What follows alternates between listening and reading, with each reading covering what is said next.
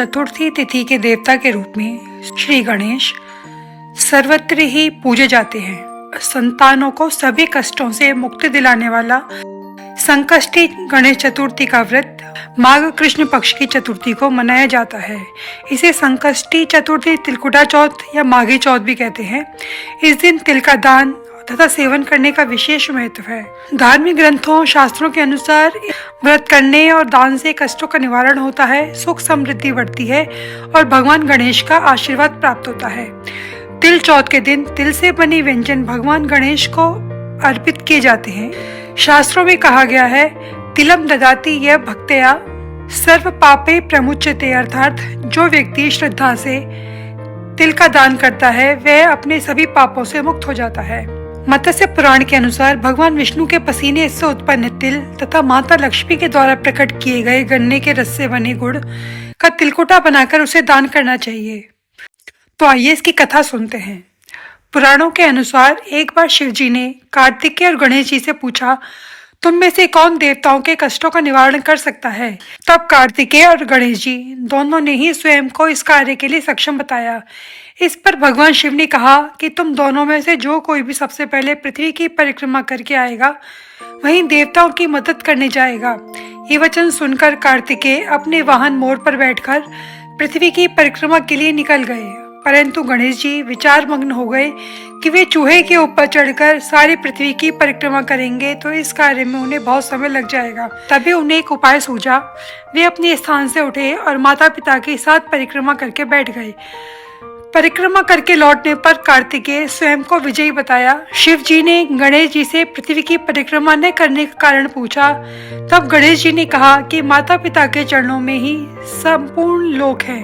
ये सुनकर भगवान शिव ने गणेश को देवताओं के संकट दूर करने की आज्ञा दी और गणेश जी को आशीर्वाद दिया कि चतुर्थी के दिन जो तुम्हारी श्रद्धा पूर्वक पूजन करेगा और रात्रि में चंद्रमा को अर्घ देगा उसके तीनों ताप यानी दैविक ताप और भौतिक ताप दूर हो जाएंगे। तो गणेश जी महाराज की जय। एक शहर में देवरानी और जेठानी रहती थी। देवरानी गरीब थी और जेठानी अमीर थी। देवरानी हमेशा गणेश जी का पूजन करती थी और व्रत करती थी। देवरानी का पति जंगल से लकड़ी काट कर बेचता था। देवरानी घर का खर्च चलाने के लिए जेठानी के घर का काम करती थी और शाम को बचा हुआ खाना लेकर जाती। माघ महीने में गणेश जी का व्रत सकट चौथ देवरानी ने रखा। उसके पास पैसे नहीं थे, इसलिए उसने तिल व गुड़ लाकर तिलकुटा बनाया। पूजा करके तिल चौथ की कथा सुनी और जेठानी के यहाँ काम करने चली गई। सोचा शाम को चंद्र को अर्घ देकर जेठानी के यहाँ से लाया खाना और तिलकुटा खाएगी। शाम को जब जेठानी के घर खाना बनाया तो उसने जेठानी का व्रत होने के कारण सभी ने खाना खाया। अब देवरानी ने जेठानी से बोला, आप मुझे खाना दे दो जिससे मैं घर जाऊं। इस पर जेठानी ने कहा, आज तो किसी ने भी अभी तक खाना नहीं खाया, तुम्हें मैं कैसे दे दूं? तुम सवेरे ही बचा हुआ खाना ले जाना। देवरानी उदास मन से घर चली आई। देवरानी के घर पर पति बच्चे सब आस लगाए बैठे थे कि आज तो त्योहार है, इसलिए कुछ पकवान आदि खाने को मिलेगा। लेकिन जब बच्चों को पता चला कि आज तो रोटी भी नहीं मिलेगी तो बच्चे रोने लगे। उसका पति भी बहुत क्रोधित हो गया और कहने लगा कि दिन भर काम करने के बाद भी वह 2 रोटी नहीं ला सकती। वो बेचारी गणेश जी को याद करते हुए रोते पानी पीकर सो गई। उस दिन सकट माता बुढ़िया माता का रूप धर देवरानी के सपने में आई और कहने लगी, सो रही है, जाग जा। वह बोली, कुछ सो रही हूँ, कुछ जाग रहे हैं। बुढ़िया बोली, भूख लगी है, खाने के लिए कुछ दे। देवरानी बोली, क्या दूं? मेरे घर में तो एक अन्न का दाना भी नहीं। जेठानी बचा कुचा खाना देती थी तो आज वो भी नहीं मिला। पूजा का बचा हुआ तिलकुटा छीके में पड़ा है, वही खा ले। सकट माता ने तिलकुटा खाया और उसके बाद कहने लगी, निमटाई लगी है, कहाँ निमटे? उसने कहा, खाली झोंपड़ी है यार, कहीं भी जा सकती हो, जहाँ इच्छा हो वहाँ निमट लो। फिर माता बोली, अच्छा अब कहाँ पहुँचूं? देवरानी को बहुत गुस्सा आया, उन्हें कब से परेशान किए जा रही है। सो बोली, मेरी साड़ी से ही पहुँच ले। देवरानी जब सुबह उठी तो देखकर हैरान हो गई कि पूरा घर हीरे मोतियों से जगमगा रहा है। उस दिन जेठानी देवरानी के काम करने नहीं गई। जेठानी ने कुछ देर तो राह देखी, फिर बच्चे को देवरानी को बुलाने भेजा। जेठानी ने सोचा कि कल खाना नहीं दिया इसलिए शायद देवरानी बुरा मान गई होगी। बच्चे बुलाने गए। देवरानी ने कहा कि बेटा बहुत दिन तेरी माँ के यहाँ काम कर लिया। बच्चों ने घर जाकर माँ से कहा कि चाची का पूरा घर हीरे मोतियों से जगमगा रहा है। जेठानी दौड़कर देवरानी के पास आई और पूछा कि ये कैसे हो गया। देवरानी ने उसके साथ जो कुछ हुआ वह कह डाला। उसने भी वैसा ही करने की सोची। उसने भी सकट चौथ के दिन तिलकुटा बनाया। रात को सकट माता उसके सपने में आई और बोली, भूख लगी है, मैं क्या खाऊं। जेठानी ने कहा, आपके लिए छीके में रखा है, फल और मेवे भी रखे हैं, जो चाहे खा लो। सकट माता बोली, अब निपटे कहाँ। जेठानी बोली, मेरे इस महल में कहीं भी नहीं बटलो। फिर उन्होंने बोला, पहुंचू कहाँ। जेठानी बोली, कहीं भी पहुंच लो। सुबह जब जेठानी उठी तो घर में बदबू गंदगी के अलावा कुछ भी नहीं मिला। हे सकट माता, जैसे आपने देवरानी पर कृपा करी वैसे ही सब पर करना। एक बुढ़िया थी, वह बहुत ही गरीब और दृष्टिहीन थी। उसका एक बेटा और बहू थे। वह बुढ़िया सदैव गणेश जी की पूजा किया करती थी। एक दिन गणेश जी ने प्रकट होकर उस बुढ़िया से बोले, बुढ़िया माँ, तू जो चाहे मांग ले। बुढ़िया बोली, मुझसे तो मांगना ही नहीं आता, मैं कैसे मांगू। तब गणेश जी बोले, अच्छा अपने बहू बेटे से पूछकर मांग ले। तब बुढ़िया ने अपने बेटे से कहा, गणेश जी कहते हैं तू कुछ भी मांग ले, बता मैं क्या मांगू। पुत्र ने कहा, माँ तू धन मांग ले। बहू से पूछा तो बहू ने कहा, नाती मांग ले। बुढ़िया ने सोचा ये सब तो अपने मतलब की बात करते हैं। तब उस बुढ़िया ने पड़ोसन से पूछा। उसने कहा, बुढ़िया तू तो थोड़े दिन ही जिएगी, क्यों तू धन मांगे और क्यों तू नाती मांगे। तू तो अपनी आंखों की रोशनी मांग ले, जिससे तेरी जिंदगी आराम से कट जाएगी। इस पर बुढ़िया बोली, यदि आप प्रसन्न हो तो मुझे 9 करोड़ की माया दे, निरोगी काया दे, अमर सुहाग दे, आंखों की रोशनी दे, नाती दे, पोता दे और सब परिवार को सुख दे और अंत में मोक्ष दे। ये सुनकर गणेश जी बोले, बुढ़िया माँ, तुमने तो हमें ठग लिया। फिर भी जो तूने मांगा है वचन के अनुसार तुझे सब मिलेगा। और कहकर गणेश जी अंतर्ध्यान हो गए। उधर बुढ़िया माँ ने जो कुछ मांगा था वह उसे सब मिल गया। गणेश जी महाराज, जैसे तुमने उस बुढ़िया को सब कुछ दिया ऐसे ही सबको देना। जय हो गणेश जी महाराज। एक साहूकार और एक साहूकारनी थे। वो धर्म पुण्य को नहीं मानते थे। इसके कारण उनके कोई बच्चा नहीं था। एक दिन साहूकारनी पड़ोसी के घर गई। उस दिन सकट चौथ था। वहाँ पड़ोसन सकट चौथ की पूजा करके कहानी सुना रही थी। साहूकारनी ने पड़ोसन से पूछा, तुम क्या कर रही हो।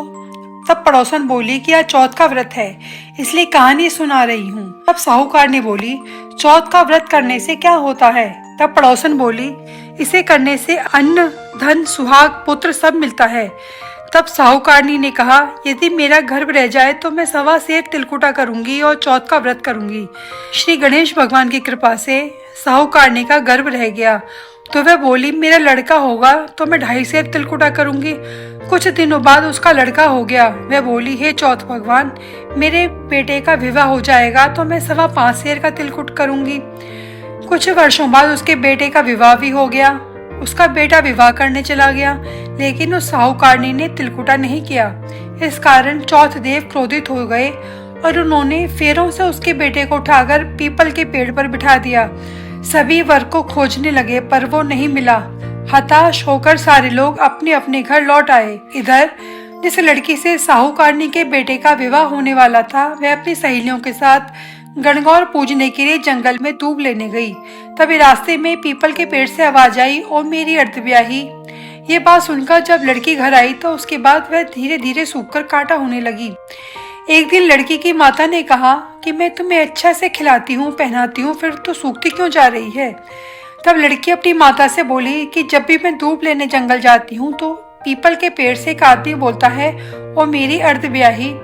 उसने मेहंदी लगा रखी है और सेहरा भी बांध रखा है। तब उसकी माँ ने पीपल के पेड़ के पास जाकर देखा तो वो उसका जमाई था। तब उसकी माँ ने जमाई से कहा कि यहाँ क्यों बैठे हो, मेरी बेटी तो अर्धब्याही कर दी, अब क्या लोगे। साहूकारनी का बेटा बोला, मेरी माँ ने चौथ का तिलकुट बोला था लेकिन नहीं किया, इसलिए चौथ माता ने नाराज होकर यहाँ बैठा दिया। ये सुनकर उस लड़की की माँ साहूकारनी के घर आई और उससे पूछा कि तुमने सकट चौथ का कुछ बोला है क्या। तब साहूकारनी बोली, तिलकुटा बोला है। उसके बाद साहूकारनी बोली, मेरा घर आ जाए तो मैं 2.5 मन का तिलकुट करूंगी। इससे श्री गणेश भगवान प्रसन्न हो गए और उसके बेटे को फेरों में लाकर बिठा दिया। बेटे का विवाह धूमधाम से हो गया। तब साहूकारनी के बेटा और बहू घर आए। तब साहूकारनी ने 2.5 मन तिलकुटा किया और बोली, हे चौथ माता, आपके आशीर्वाद से मेरे बेटा बहू घर आए, जिससे मैं हमेशा तिलकुट व्रत करूंगी। इसके बाद सारे नगरवासियों ने तिलकुट के साथ सकट व्रत करना प्रारंभ कर दिया। हे सकट चौथ माता, जिस तरह साहूकारनी के बेटे बहू को मिलवाया, वैसे ही सबको मिलवाना है और इस कथा को सुनने वालों का भला करना। जय हो सकट चौथ माता, जय हो गणेश जी भगवान। एक नगर में कुम्हार रहता था। एक दिन जब कुम्हार ने बर्तन बनने के बाद आवर लगाया तो वह नहीं पका। तब कुम्हार परेशान होकर राजा के पास पहुंचा और उसने पूरी बात बताई। तब राजा ने राज पंडित को बुलाकर इसका उपाय पूछा। तब पंडित ने कहा कि अगर हर दिन गांव में से एक एक घर से एक बच्चे की बलि दी जाए तो रोज ही आवा पकेगा। राजा ने ऐसा करने के लिए पूरे नगर को आदेश दिया। कई दिनों तक करके घर से एक एक बच्चे को बलि दिए जाती रही। फिर जब बुढ़िया के घर की बारी आई तो वह सोचकर परेशान होने लगी कि उसके पास तो बुढ़ापे का एकमात्र सहारा उसका इकलौता बेटा है। अगर ये बलि चढ़ जाएगा तो उसका क्या होगा। तब उसने सकट की सुपारी और दूब लेकर बेटे से बोला, जा बेटा, सकट माता तेरी रक्षा करेगी, और खुद सकट माता का ध्यान करने लगी। अगले सुबह कुमार ने देखा कि आवा भी पक गया और बालक को भी कुछ नहीं हुआ। और फिर सकट माता की कृपा से नगर में वो बालक भी जीवित हो आए जिनकी बलि पहले दी जा चुकी थी। कहते हैं उसी दिन से सकट चौथ के व्रत का महत्व कई गुना बढ़ गया और माताएं अपने संतान की रक्षा के लिए व्रत और पूजन करने लगी। जय हो सकट माता, जैसे आपने उसके बेटे की रक्षा की, ऐसे सभी के बालकों की रक्षा करना। जय हो गणेश जी महाराज, जय हो सकट माता।